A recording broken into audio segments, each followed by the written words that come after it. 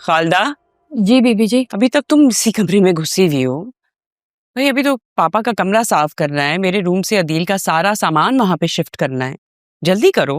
वो सब तो बीबी जी मैंने आपके आने से पहले ही कर दिया, बस ये बेडशीटें बिछाने में रह गई हैं।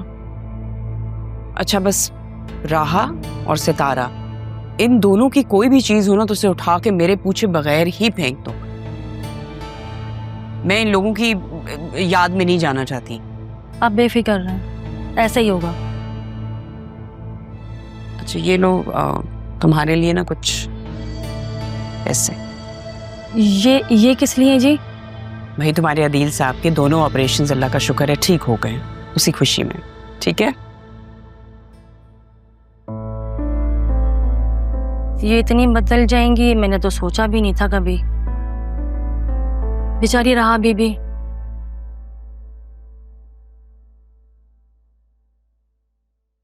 ये लो तुम्हारी कॉफी। तो इसी की बहुत तलब हो रही थी, थैंक यू सो मच। मेरी बीवी को कुछ चाहिए और मुझे पता ही ना हो, ऐसा हो सकता है? अच्छा, वो ऑफिस के बारे में क्या सोचा तुमने? मैंने क्या सोचना है, तय हुआ था ना कि ऑफिस तो अंकल ही डील करेंगे। बतूल, इतने मामलात होते हैं यार, सारी चीजें देखनी होती हैं। उसके लिए आपके पास लीगल पावर ऑफ अटर्नी का होना बहुत जरूरी है, वरना आप कोई डिसीजन नहीं ले सकता। अब तुम चाचू के बाद अकेली वारिस हो बिजनेस की, सारी चीजों की। ऐसा ही है ना? तो तुमने ही देखना आगे। लेकिन जरियन, आप तो जानते हैं कि मुझे ऑफिस में या बिजनेस में जीरो इंटरेस्ट है। मैं कुछ नहीं जानना चाहती। इनफैक्ट मैं तो आपसे कहूँगी कि अंकल के साथ साथ आप भी ऑफिस पे ध्यान दे दिया करें। मैं तो दे दूं ध्यान, लेकिन लीगल पावर ऑफ अटर्नी अगर तुम मेरे नाम कर दो, अगर तुम्हें मुझ पे एतबार है तो। आप पर ही तो एतबार है, किसी और पे यकीन नहीं कर सकती मैं। तो तुम्हारा एतबार मेरे लिए दुनिया की सबसे बड़ी ताकत है।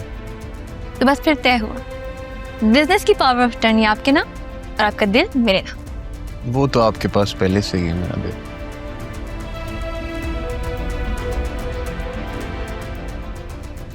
आप जानते हैं जरियन, आज मुझे ये सब कुछ ख्वाब नहीं हकीकत लग रहा है, जिस पे हर लम्हा यकीन करने का दिल चाहता है। कर लो यकीन।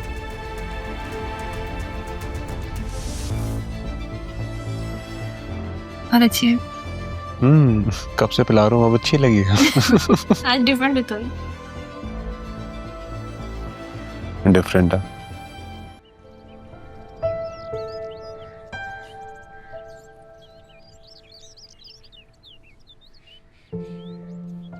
तुमने कुछ खाया? भूख लग रही होगी। भूख नहीं है मुझे, वापस ले जा। क्या अभी मुझसे नफरत महसूस करती हो? वक्त ने तो मुझसे नफरत का हक भी छीन लिया है। नफरत तो तब करती ना अगर तुमने मेरा दिल तोड़ा होता। तुमने तो मेरा वजूद ही तोड़ दिया कबीर। जानता हूं दादा,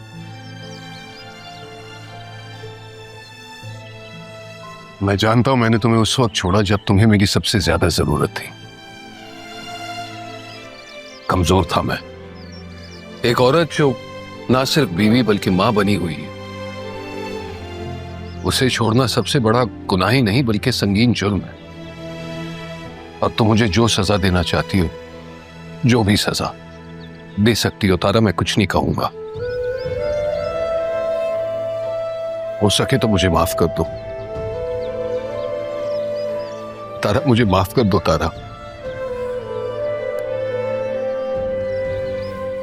उस वक्त के लिए जो मैं लौटा नहीं सकता, उस बेटी के लिए जिसका बाप होते हुए भी वो बिना बाप की पली।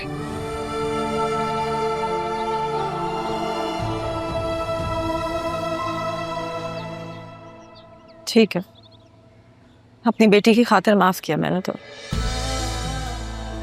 लेकिन अगर हमारे दरमियान कुछ है ना, तो वो सिर्फ एक नाम है, राहा। बहुत बहुत शुक्रिया। आज ऐसे लगता है जैसे मेरी जिंदगी भर की दुआ कबूल हो गई। आहें सुनेगा वो, मुझको चुनेगा वो, पूरी करेगा एक दिन मेरी आरज़ू।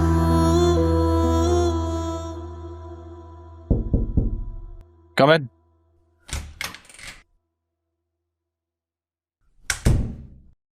सर मेरी हॉस्पिटल में बात हो गई है। अदील साहब के दोनों ऑपरेशन हो गए हैं और रिपोर्ट्स भी सक्सेसफुल है। That's great news. तबीयत कैसी है उनकी? सर निचली बॉडी पैरालाइज है। गले में कांच लगने की वजह से बोलने में प्रॉब्लम होगी, लेकिन मेरी एमएस से बात हुई है। वो बोल रहा था कि थेरेपी के बाद रिकवर हो जाएगा और गर्दन से कांच भी निकाल दिया है। अल्लाह से दुआ है कि वो जल्द से एहतियात हो जाए। और हाँ सर, हमारे टाउट्स ने एक बहुत बड़ी मुखबरी की है। क्या? वो आपसे मिलना चाहते हैं। ठीक है, शाम की मीटिंग स्केड्यूल करो। Okay sir.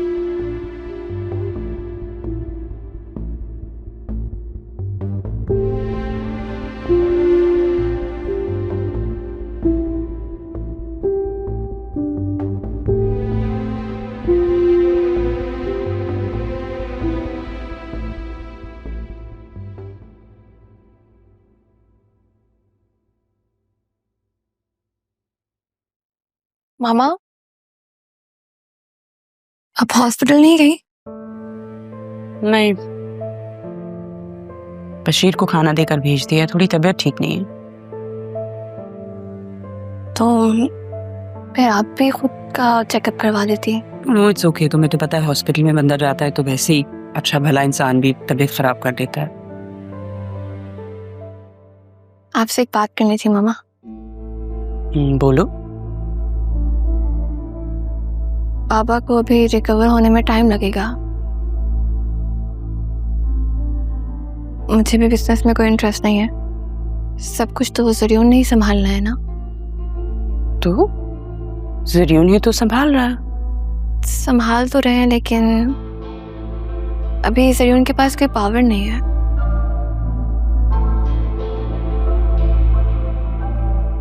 अभी बस वो डिजिटल मार्केटिंग ही कर पा रहे हैं। बिजनेस में 1000 प्रॉब्लम्स होती हैं, फाइनेंशियल इश्यूज होते हैं। अब इसके लिए बार बार बाबा को तो नहीं परेशान कर सकते ना।